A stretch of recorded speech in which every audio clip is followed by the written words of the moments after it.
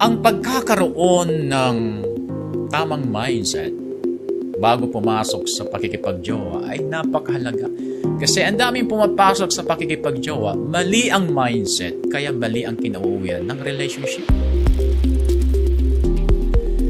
Lagay mo sa isip mo lagi, bago ka makipagjowa at habang may jowa ka, lagay ninyo lagi sa isip ninyo na ang pakikipagjowa ay hindi karapatan o hindi license para kayo'y magtalik.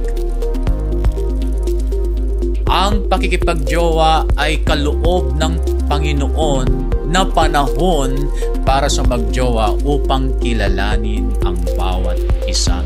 Nang sa ganon, pagdating ng araw na sila'y mag-iisang dibdib na, kilala na nila ang bawat isa. So, hindi ito panahon ng tsuktsakan.